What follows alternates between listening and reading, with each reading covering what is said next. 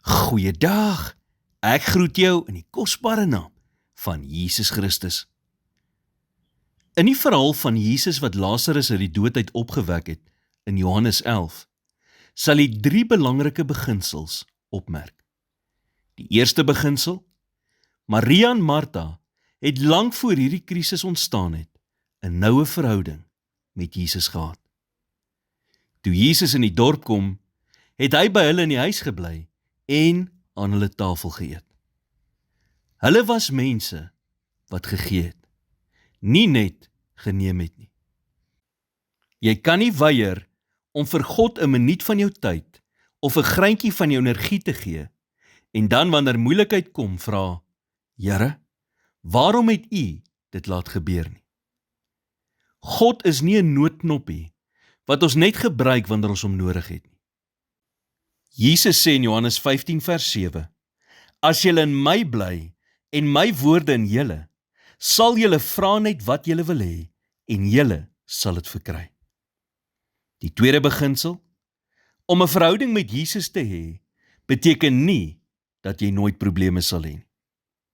Maar dit beteken wel dat jy met vertroue na hom toe kan gaan in tye van moeilikheid.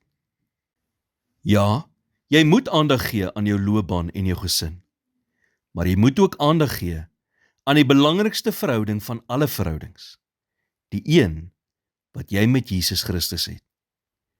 1 Johannes 3 vers 21 en 22 sê, Geliefdes, as ons hart ons nie veroordeel nie, dan het ons vrymoedigheid teenoor God, en wat ons ook al bid, ontvang ons van hom, omdat ons sy gebooie bewaar en doen wat welgevallig is voor hom.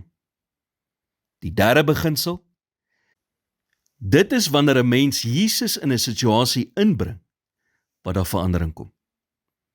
Lazarus was reeds dood en begrawe teen die tyd dat Jesus daar aangekom het. Menslik gesproke was daar geen hoop nie.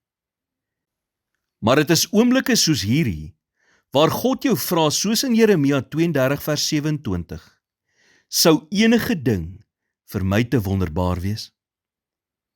As jou antwoord nee, Here is, dan word jou probleme geleentheid vir hom om sy liefde en sorg vir jou te demonstreer. Here, dankie vir die voortdurende teenwoordigheid in my lewe. Ek wil nie net na U toe kom wanneer ek U nodig het nie. Ek wil U beter leer ken en 'n verhouding met U hê. Help my om vandag my wil in lyn te bring met U wil. In Jesus naam bid ek dit. Amen.